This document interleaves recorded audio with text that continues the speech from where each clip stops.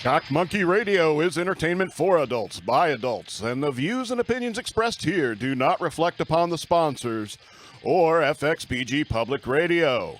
For additional information, please refer to the United States Bill of Rights. Stand warned. It's my intro. I can do it any way I want. Do it any way I want. So I had a weird dream where I was sleeping on Matt Walsh's couch in his basement. And he kept coming down to yell at me for smoking in his house. And every time he caught me, I felt awful. But I kept doing it. Eventually, I just shouted back at him, but you smoke cigars. And he goes, yeah, outside. Anyway, I'm just shocked that Matt Walsh let me crash on his couch, even in my dreams. Maybe I should just lucid dream and drop a deuce on his bed. God, I hate dreaming. I wake up feeling like I've been busy all night. Anyway, welcome to Shock Monkey Radio. I'm your host, the Madman. I want to remind you that I have a Patreon. Go to patreon.com/shockmonkeyradio and become a patron. I would appreciate it. If you just want to send me a tip or a one-time payment, you can use the hashtag shockmonkeyradio through the Cash App. Send me money that way. I also have books available on Amazon. You can find the links down in the description. Unless you're watching live today, then I'll be, I don't do it when we go live. I will update it tomorrow to include all the links to the Patreon and so forth, and the books and so forth. So if you want, you can go back to last week's video or the previous week's video and find the links right now if you need it right now. But the link will be in the description in a day or two. Anyway, I want to give a quick shout out to a much more successful YouTube channel, and because I have a lot of respect for what they do, and this is a Scammer Payback YouTube channel. Check it out. I know that there's a lot of these scam baiter kinds of channels and stuff like that, but this guy I think is a real hero, real professional. In many ways, I think of like what I might do if I got all vigilante with all the hacking stuff I learned when I was in the Navy and so forth. It's like, so basically what he does is he deals with these scam callers.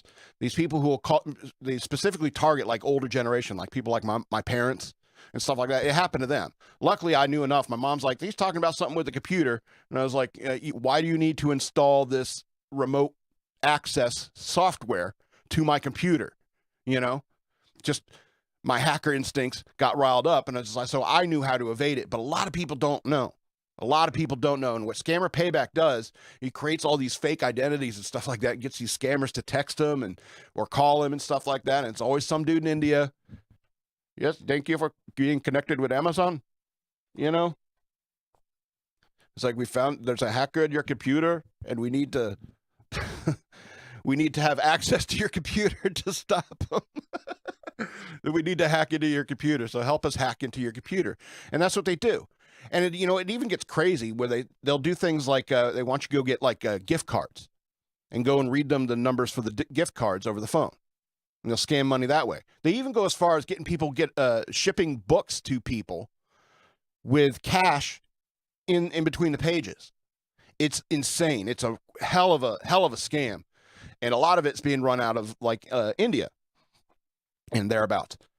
And so what he does, he baits these guys, just wastes their time on the phone, messing with them and all these different characters and identities. He's got voice changer and everything. And here's the thing. He also learned some Hindi and Punjabi.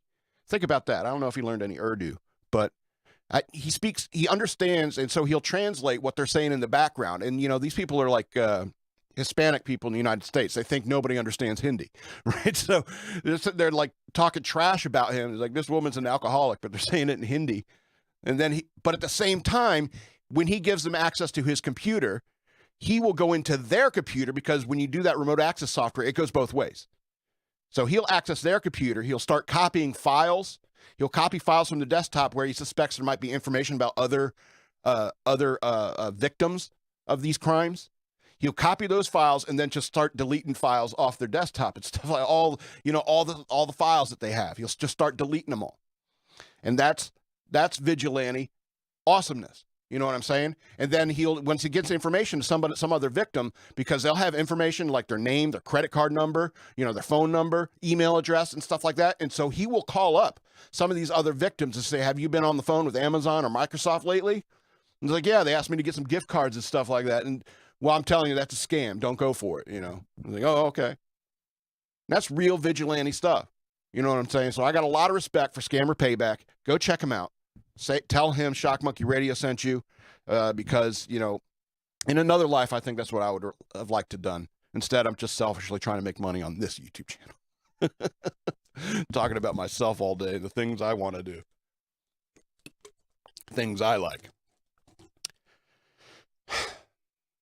So I was listening to Gavin McInnes, and he said something really stupid the other day. Now, I imagine you're not surprised.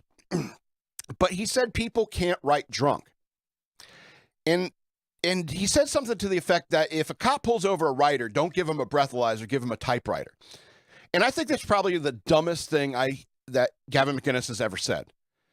I've known lots of writers that write in that state. I have 5 books out there, and 40% of all of them were written in that state. And half of what I write for this show, at least half of this show, is written in that state.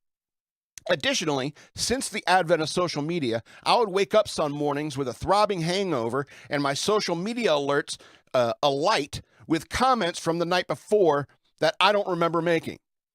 To this day, that happens. I've always said I need one of those interlock things for my computer so I don't get on Facebook or something and be rude to people and lose friends. People told me that there's apps that prevent people from drunk dialing and stuff like that. But they do it by making you solve a puzzle or something. And that stuff never works on me because even when I'm shit-faced, I'm smarter than most of you are sober. So don't tell me writers can't write drunk. In fact, I am shocked at the quality of my grammar and spelling while 3 sheets to the wind. So don't think everyone in the world is like you, Gavin. So he got on this whole tirade talking about Hunter S. Thompson and his drug regimen. Coke, Chivas, Coke, grass, more scotch, more coke, acid, blah, blah, blah. And yes, I agree with Gavin that Hunter S. Thompson probably exaggerated his drug intake. But it can be done. Especially writing in that kind of state can be done. Especially when you consider Hunter S. Thompson's content. I've read your book, Gavin, The Death of Cool. You're not even as good as Hunter S. Thompson. Because Hunter S. Thompson is like the Beatles of writing. He's the Bryce Harper of writing. Overrated. You know what I'm saying? Overrated. So yes, a smart person like myself can drink a lot and still write effectively. You, Gavin McInnes, regularly shit your pants and brag about it on Get Off My Lawn. I haven't done that since I was a baby. Wait, no. No, there's this one time when I was in the Navy, I was sick and I sneezed real hard and I had to go shower and change. But that's it. Just because you can't do it doesn't mean no one can. And yes, Hunter S. Thompson was a liar. Writers often are.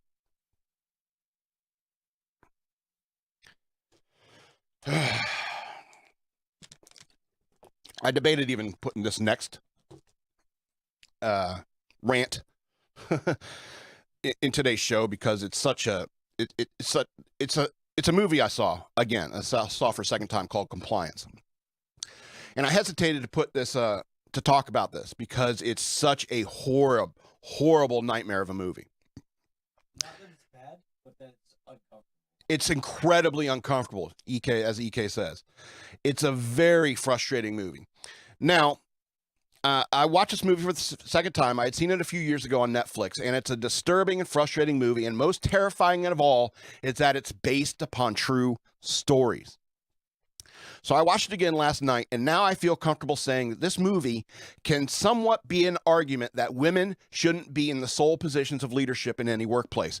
I know you're ready to write me off as just another sexist, but please hear me out and let me explain. First, the details of the plot.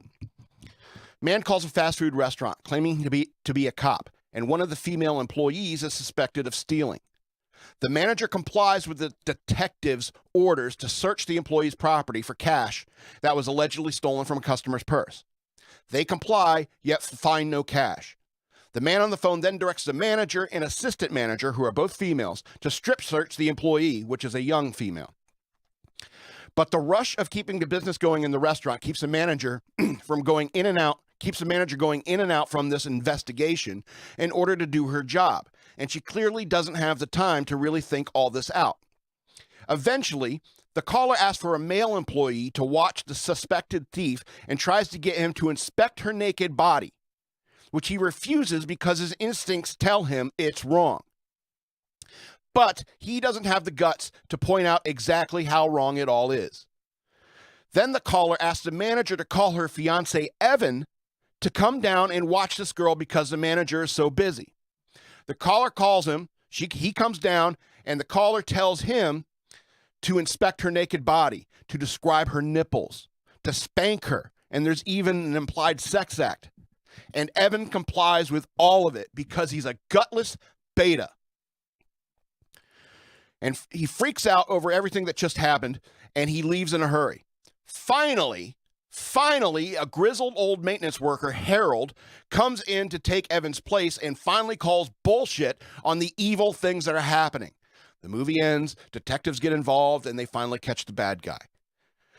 But this whole series of events takes place over several hours in the office of a fast food restaurant.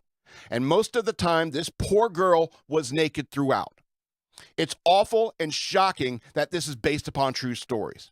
This happened to something like 70 times in real life.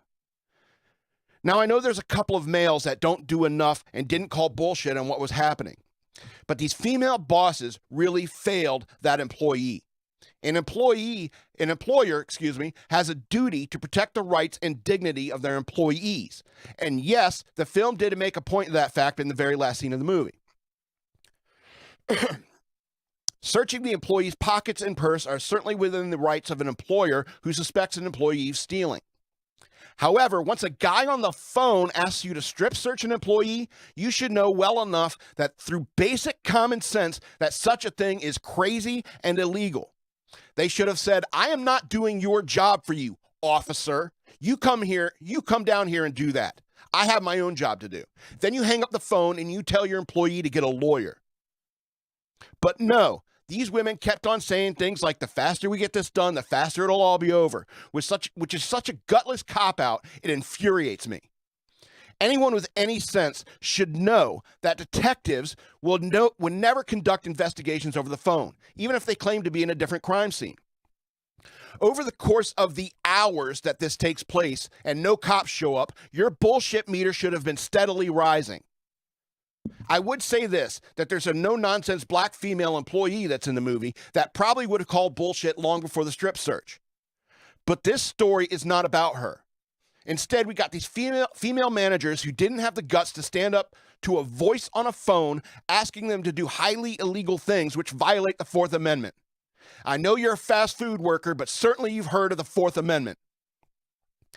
I know you might think I'm beating up on these women, but let's be honest, it was their duty to stop all this before it got out of hand. Kevin, the young male employee who smelled something fishy about the whole situation, he didn't feel that he had the right to stop it because he had left the freezer door open or something the night before and felt like he was on thin ice with his job. But he should have at least called the real cops at some point considering all his suspicions. Evan, the fiancé of the manager, probably knew it was all bullshit. But because he was an ugly old man and this was a young hot girl, he kind of let it happen. He's probably the most evil person in the movie, even more so than the caller, because all the caller got out of it was simply vicarious. I am shocked that this is based upon true stories that actually happened. Anyone who's ever been in any kind of trouble with the law knows that police never conduct investigations like that over the phone, much less ask you to describe the nipples or give a suspect a spanking. It's the indifference of good people that angers me the most. I don't think the manager or the assistant manager are bad people. I just think that they didn't bother to stand up for the employee in their charge, even a suspected thief. Now, this movie angered me so much that if I had to give it a star rating, it'd either be like 3 of 13 stars or 13 of 13 stars. I'm not sure. just remember this. The only thing necessary for the triumph of evil is for good men and women to do nothing.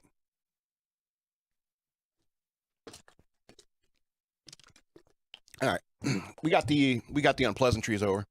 So let's go to the land of make-believe, shall we? Thank you all so much for crowning me king of the world. There's so many people to thank, but I'm not going to, because none of you matter anymore. Only me. I'm just kidding. It's a joke. It's a joke. So, as my first act of king of the world, I would like to go on to everyone's podcast. Wait. I mean, first, I'm disbanding the House of Representatives. So you can all go home and the government can sell or lease all those buildings you use up, and we can start trying to whittle away at this national debt. So reps, go home. Get real jobs. This representation based upon population, that nonsense is gone. You're welcome, Dakotas. Anyway, the first thing I'm doing is going on everyone's podcast. And you can't say no to me. You can't say no to the king. So I want to go talk on Rogan on his show, and hopefully Joey Diaz will sit down with us. You know, I want to go on Get Off My Lawn. I want to go on Timcast, Crowder, Shapiro, Walsh, not Knowles. And basically that's it.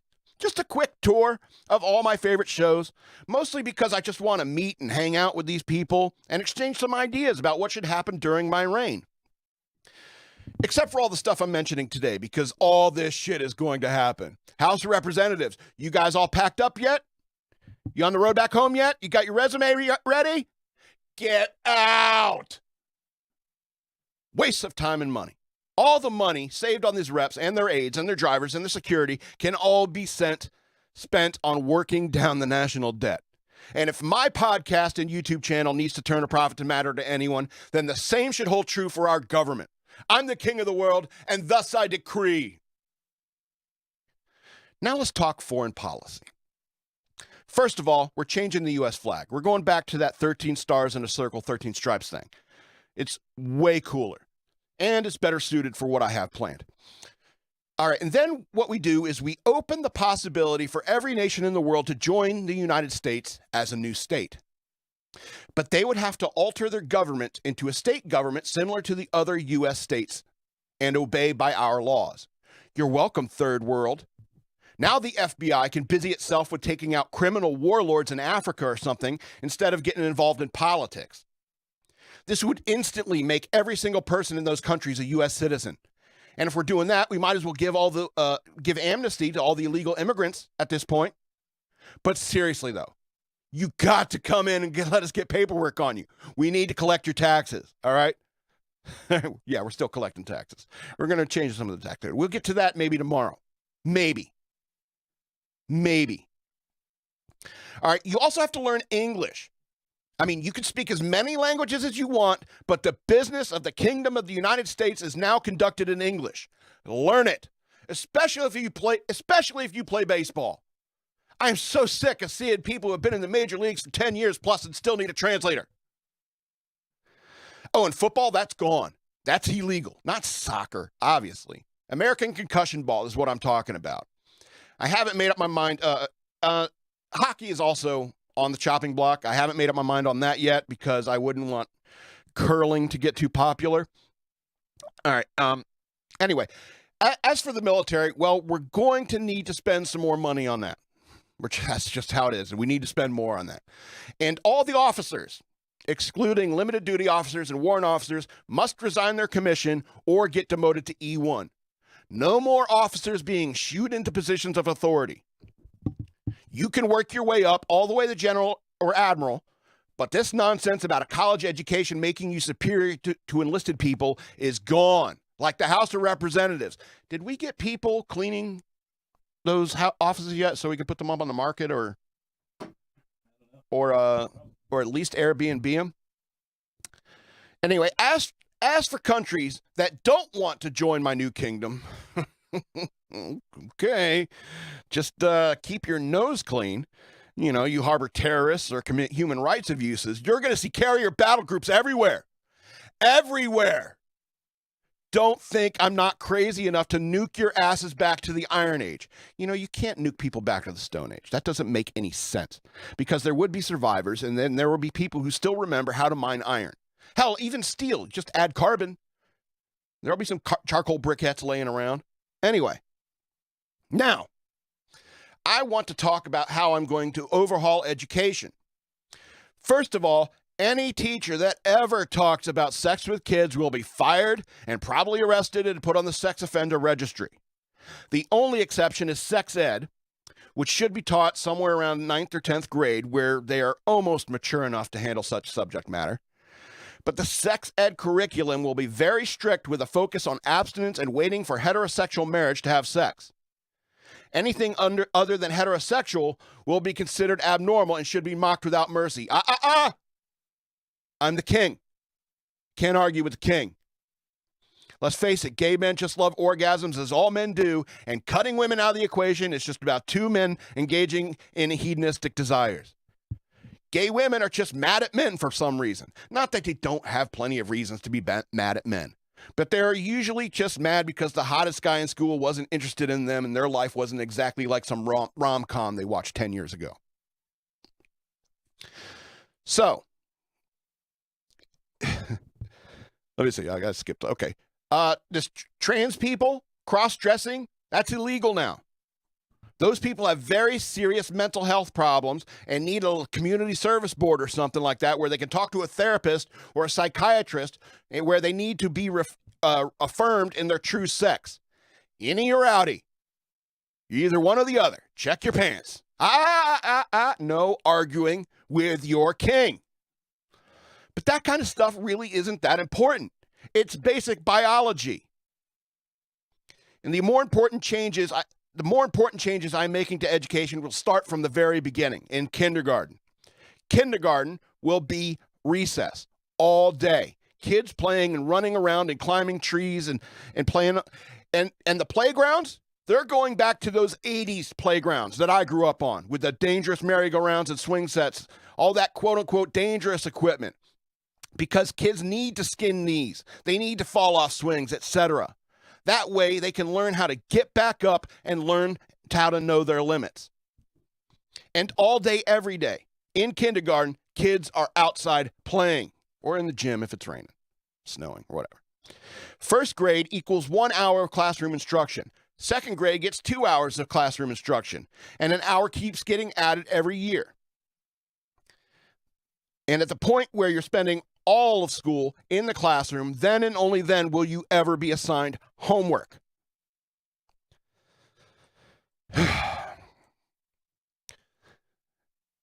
As for those years where the kids are spending most of their day in the quote-unquote recess, they will not be unsupervised or unorganized. The older they get, the more organization gets implemented.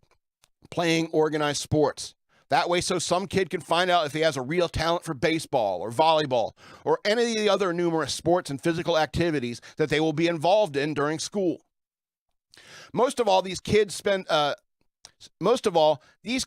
their growing up years using their body as much as possible in order to set a standard for their metabolism and physical activity. There's nothing more depressing than seeing a fat 6-year-old.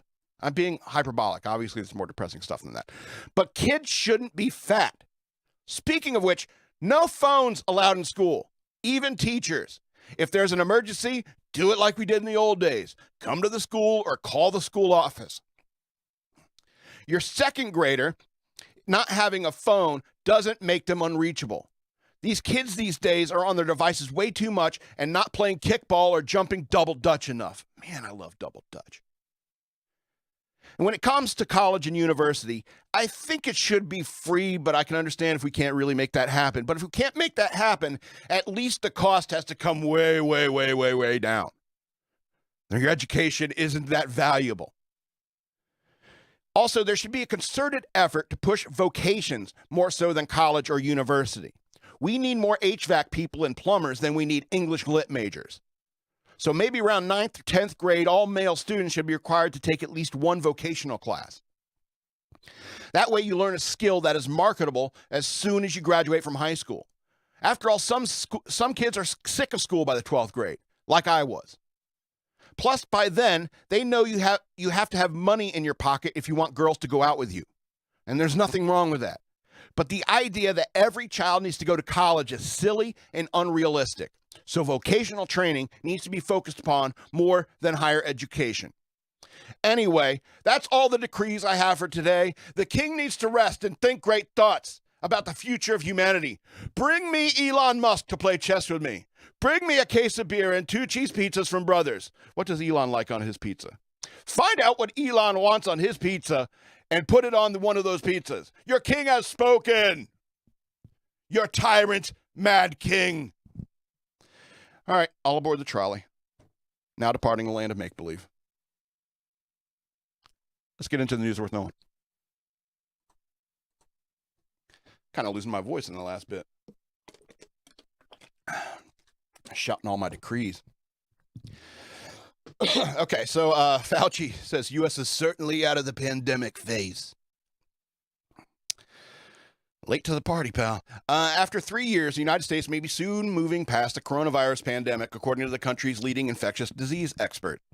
Dr. Anthony Fauci, who has been a mouthpiece for the government's coronavirus response across 2 presidential administrations, said during an interview on Tuesday that the U.S. was certainly, quotes on certainly, out of the pandemic stage, though he cautioned that a larger global pandemic was still ongoing. Make up your mind. We are certainly right now in this country out of the pandemic phase. Oh, I see. For the United States. We are certainly right now in this country out of the pandemic phase. That's horrible phrasing, doctor. He said this during an interview with PBS NewsHour with Judy Woodruff, according to a transcript of the interview. Fauci's answer came immediately after he was initially asked, how close are we to the end of this pandemic? And he called that an unanswerable question. But you answered it anyway. This guy. Quote, we don't have 900,000 new infections a day and tens and tens and tens of thousands of hospitalizations. Yeah, he said tens 3 times. Tens of thousands of hospitalizations and thousands of deaths. We are at a low level right now, Fauci added. So if you're saying, are we out of a pandemic phase in this country? We are. You talk like Yoda. The president's chief, and about the same height as Yoda too. The president's chief medical advisor then followed his answer up by saying that the U.S. was not going to eradicate the virus. This government should continue to intermittently vaccinate people, per the transcript. He suggested that people may have to get vaccinated yearly and longer than they might expect in an effort to keep infections as low as possible. That might be every year. That might be longer in order to keep that level low.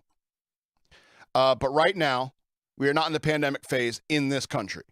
So he's got a point. It's like there are other countries that are having a harder time getting out of this pandemic, probably because they locked down more severely than we did. And so, there's people who hadn't been touched by it yet. I mean, this is how you would think a doctor who runs with the CDC, infectious diseases and stuff like that, you would understand that this is a virus. It's like, yes, we are certainly out of the pandemic phase. Welcome to the party. You're about 2 years late, maybe a year late. I don't know. I haven't been wearing a mask this whole time. You know what I'm saying? I wasn't scared. I know you need to assimilate a virus into your system. It happens every year. It's just a new flu shot, and that's what he's saying. It's just a new flu shot. That's all. This idiot is so late to the party. Just I love being on TV. and that's the issue. He loves being on TV. He's a doctor. A small little doctor, probably made fun of all in school and stuff like that. Well, I'm gonna be smart, so I can make a lot of money, do important doctory work. And so he goes and he spends his life working like that. And now all of a sudden he's getting on in years, and he's like, I wish I could do something else, like be famous. I would like to be a movie star. All right, let's go to this next story. So European Union accuses Russia of blackmail after it cut gas to Poland and Bulgaria. Head of the European Union accused Russia of blackmail on Wednesday after it moved to cut gas access to Poland and Bulgaria for refusing to pay up in rubles. Russia-owned gas giant Gazprom said earlier in the day that they had shut off gas to the 2 EU nations in retaliation for unpaid energy bills for the month of April when they refused to abide by Moscow's demands to pay in the Russian currency. Russian President Vladimir Putin announced the stipulation that all nations must pay gas fees in rubles in late March in an attempt to bolster his flagging economy amid stiff international sanctions. Excuse me. The announcement by Gazprom is that it is unilaterally stopping delivery of gas to customers in Europe, yet is yet another attempt by Russia to use gas as an instrument of blackmail, EU President Ursula von der Leyen said in a statement. Forgive me if I got that wrong. This is unjustified and unacceptable, and it shows once again the unreliability of Russia as a gas supplier. Von der Leyen said that EU nations were prepared for this scenario and remained in close contact to identify other means of supplying Poland and Bulgaria with their energy needs. Poland's Prime Minister Mateusz Morawiecki, forgive me, further condemned the move by Russia as blackmail and vowed in front of his nation's parliament that Warsaw would not be intimidated by Moscow. He said he believed that the abrupt cutoff was in retaliations for sanctions Warsaw implemented on 50 Russian oligarchs and businesses, including Gazprom, on Tuesday. Poland received 45% of its gas needs from Russia, but the Polish prime minister said his nation would be fine given previous gas arrangements made with other countries. A new pipeline, dubbed the Baltic Pipe, will direct gas from Norway and Poland, which only relied on 9% of its energy needs from the gas to begin with. The pipeline is set to be complete at the end of the year. Warsaw pledged earlier this year to cut gas reliance on Russia by the end of 2022 in retaliation for its deadly war in Ukraine. The EU said it was working on a coordinated response to Russia's move and vowed to stand behind Poland and Bulgaria. All right, so here's the thing. As a person who believes in free enterprise, I believe that Russia has every right to ask for rubles. Okay? I'm not on Russia's side when it comes to this whole Ukraine thing, obviously. And so, but I think that, they have the right to ask for it in rubles. I mean, if the U.S. was selling something and saying, no, we want to be paid in U.S. dollars, that's good for our economy. It makes your currency in demand. That's why they're doing it, And so I think that they have a right to ask for that. However, I think, Europe is going to suffer now because here in the U.S., they're shutting down pipelines like crazy because they think they're going to force us all into electric cars. But at the same time, they're furious at the largest manufacturer of electric cars right now. So I don't know what to make of all this stuff. Actually, I do. We need to open up our pipelines. That way we can, if this is like a Cold War, a new Cold War with Russia, then we need to start acting like it and start fighting them on an economic front. And that means opening up the pipelines and selling our fossil fuels, our energy, to Europe. So they don't need to depend on an economy we don't want to thrive, which is in Russia. Anyway. I don't know. I think everything's okay. All right, so let's go to this next story, which I find very interesting. Twitter says fluctuations in follower counts are not automated. Many conservative users are attributing the rapidly changing follower counts to Musk's purchase of the platform. So Republicans surge in followers on Twitter, parallel with a noticeable drop in many Democrats' follower accounts, are not an automated phenomenon. Twitter users noticed Tuesday the surprising spike and notable decrease of followers for high-profile accounts. Florida Governor Ron DeSantis saw a spike of nearly 100,000 followers following the announcement Elon Musk will be purchasing Twitter. Former President Barack Obama has lost approximately 300,000 followers. Quote, "We've been looking into recent fluctuations in follower counts," Twitter told MSNBC in a statement.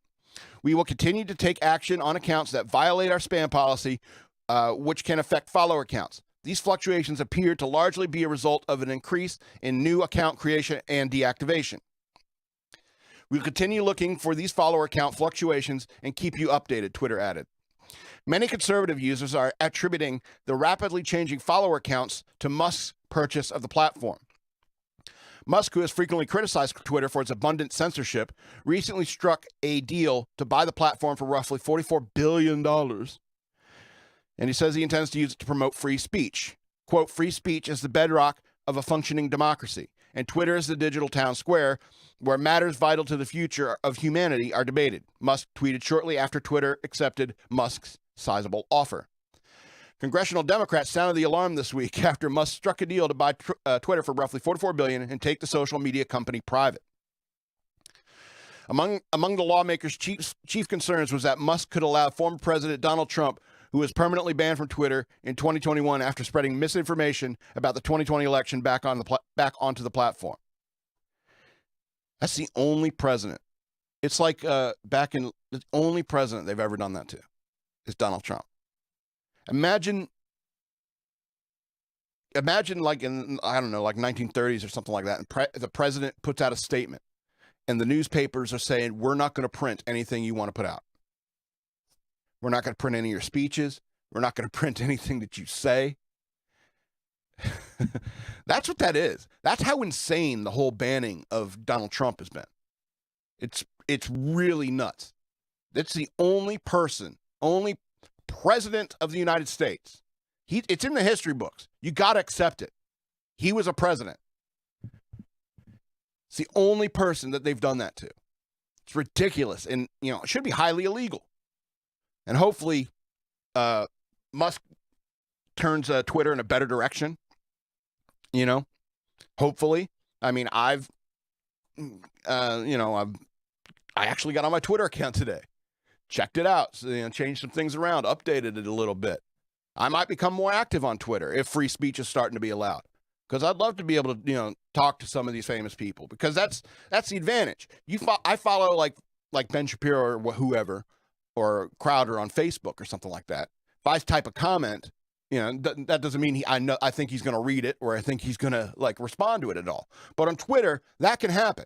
I could tweet it Wiz Khalifa or something like that. He could read my insane ramblings and be like, what the, and respond with WTF, man. And that would give me some sort of joy in my life if Wiz Khalifa says WTF, man, to me. I'm kidding. But that's the point of this, is like Elon Musk says it's the public town square, and we should be allowed to speak on it. And I've mentioned it before, is like there's obviously a need for censorship. There shouldn't be like gore and like snuff videos and stuff like that. There should be some censorship, but we need to be more fair about it and stuff like that.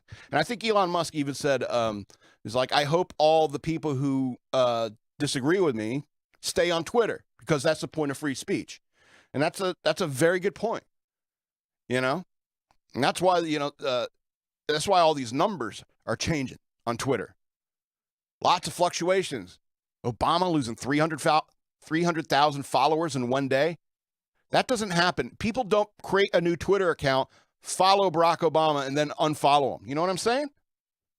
That means there's like bots, or Twitter has been fudging the numbers. Now that they know they've got to turn over everything they got to Elon Musk, they're rapidly trying to change code. They're rapidly trying to cover their illegal tracks, because I guarantee you that might come out,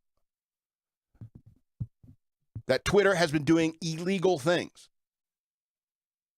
with the way that they've been censoring, like censoring people based simply upon their political stance.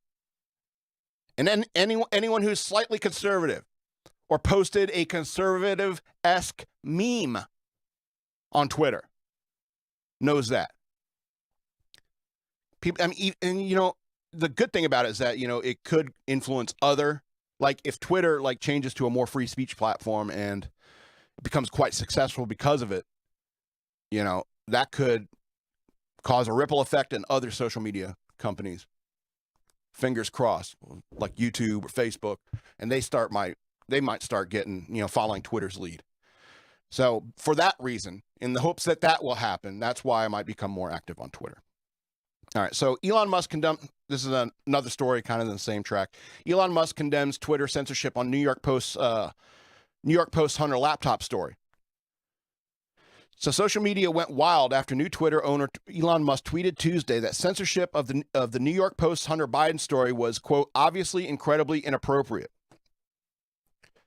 Conservatives on the platform rushed to highlight Musk's tweet, claiming Twitter's actions weren't just inappropriate, but a blatant but blatant election interference. On Tuesday, Breaking Point's co-host Sagar Enjeti tweeted about a report on Twitter's legal policy and trust lead Vijaya Gandhi. Forgive me if I got that wrong. I think I got it right. Crying at a meeting about Musk purchasing the social media company for $44 billion. They love putting that number amount, that dollar amount, you know, because every single one of us wishes we could have written a check for $44 billion. You know, I can write a check for that. I can write you a check for it. It's like, good luck cashing it.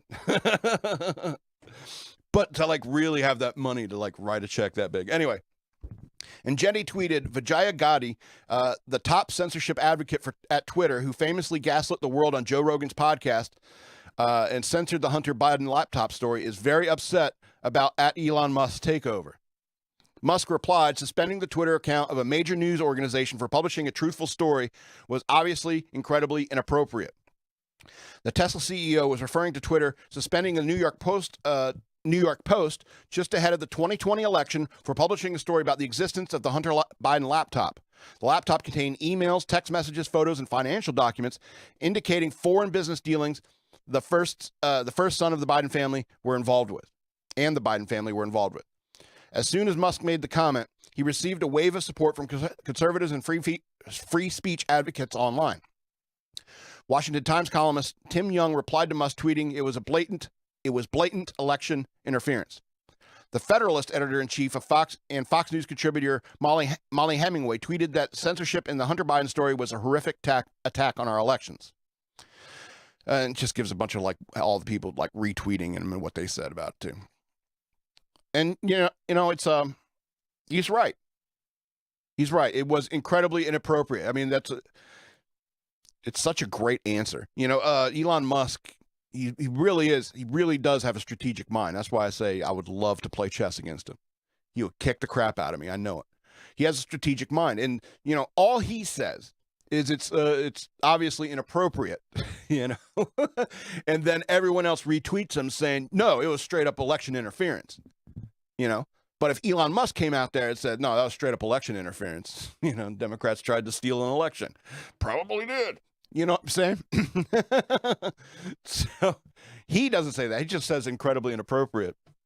And everyone else says, oh, no, I'll take it to the next level. I'll take it there. All right. Just to cheer up, we got two last stories here. We got a couple of happier stories I like to talk about. So I saw this story like drop like 2 days ago, and I was like, oh, I'm definitely using this one. Florida bride allegedly laces wedding food with pot. Grins as deputies arrive, body cam shows. She must have pigged out then. Florida deputies you should at your wedding. You should. You probably been dieting to fit in that dress up to that point. Screw it. It's over. Put on a pound or two. Anyway, so Florida deputies' body cam video shows a grinning new bride as law enforcement responded to reports of mass marijuana overdose. High people say the dumbest things. At high mass marijuana, you can't overdose on marijuana. At her wedding, after she and the caterer allegedly engaged in lacing their guests' food with pot and causing multiple bad trips. You don't trip on pot. What the hell? It shows deputies telling the catering staff, don't put anything away yet, after loading victims into the back of an ambulance. Why'd you need an ambulance? Just give them some potato chips or something. Sit in front of the TV. They'll be fine.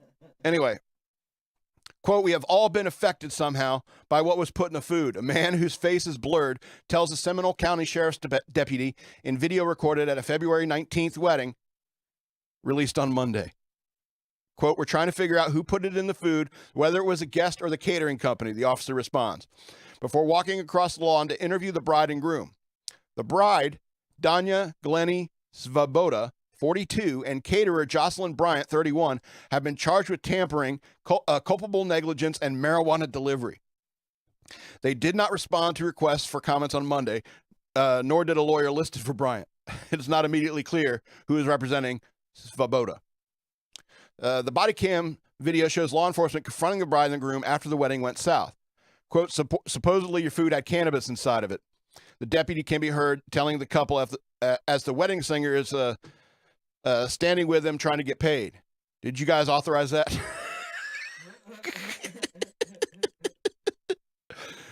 I need you to sign this authorization.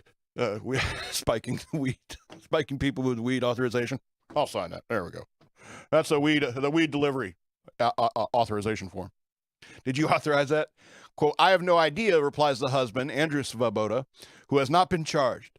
His face appears blurred in the footage. The bride is standing in the background, seemingly aloof with a smile on her face. The grin turns into a strained look and she shakes her head no as the deputy repeats his question.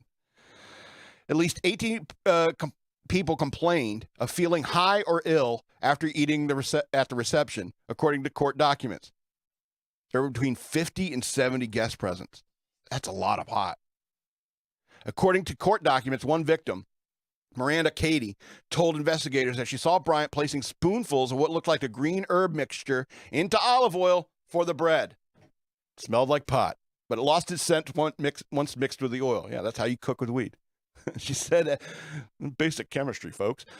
She said she recognized the caterer from a prior event in January. When she confronted Svoboda on the dance floor, the bride allegedly admits to lacing the food, and she acted like that she should be excited like she were given a gift. She also told investigators she was terrified at how the food made her feel and showed them a positive marijuana test. Jeez Louise. You carry that around with you? All 10 people seated at her table discussed feeling the drug's effects the next day, as in a group text. She told investigators. It must have been a lot of it. Other alleged victims included a half dozen relatives of the bride who had traveled in from Michigan and the newlywed's neighbor. One questionable dish the victims shared in common was bread and olive oil appetizer. Authorities later tested food dumped on the neighbor's lawn nearby. What? Later tested food dumped on the neighbor's lawn nearby. Okay. And found, no explanation for that. And found traces of THC in the lasagna as well, documents state. Christopher Bowman, who lives near the wedding venue, told Fox News Digital Monday that his security cameras recorded an unidentified woman dumping trash on his property on the evening of the nuptials. We found what looked like some food left over. Okay, there we go. Left over and stuff. It looked like a lot of dessert, salad, some kind of pasta dumped on our front lawn. Nothing we could use. I'm kidding. He didn't say that. He said he was not sure who the woman was, but that he did not believe her to be Svoboda or Bryant. Bowman and his wife reached out to the Homeowners Association and were told to contact police. Police referenced their video and the warrants that they had tested some of the food and found THC, the active ingredient in marijuana. The gated community, known as the Springs, was built in the 70s and is rife with nature trails and wild animals, Bowman said. He has lived there for about 2 years and said it is his first trouble he's seen stemming from the wedding at the clubhouse. It's been the first time I've heard of anything. It's not a neighborhood that has that kind of stuff going on. No, it probably has a lot of that stuff going on. You know, you just, look, it's hilarious. It's a funny story and everything like that, but you shouldn't dose people. That's not cool. You know, unless you say, do you want some of the special bread and olive oil? That's a different story. But you shouldn't force people to take something they don't want to take. You know, not everyone, clearly, you know, if they called the ambulance and stuff like that, I think I'm dying. It's like, no, you're just high. Calm down. Jeez Louise. Anyway, let's go to this last story. Is it piety or a promotion? Mark Wahlberg asked fans to pray the rosary together. Find peace. You got to stay prayed up. Hollywood star Mark Wahlberg celebrated fans who have found peace through prayer and encouraged others to stay prayed up with him on an app. Quote, I've been getting a lot of messages from people who have been praying every day and finding peace, and especially sending wonderful messages about doing a rosary with me on the Hollow app, Wahlberg said in a video message last week to his more than 18 million followers on Instagram. Quote, let's do the rosary together and stay prayed up. You got to stay prayed up. God bless you, he added. Catholic prayer and meditation app Hollow launched a partnership with Wahlberg earlier this month. There it is. It's the most downloaded and used Catholic app in the world and released resources as the actor's newest film, Father Stu, was released. Ooh, double whammy.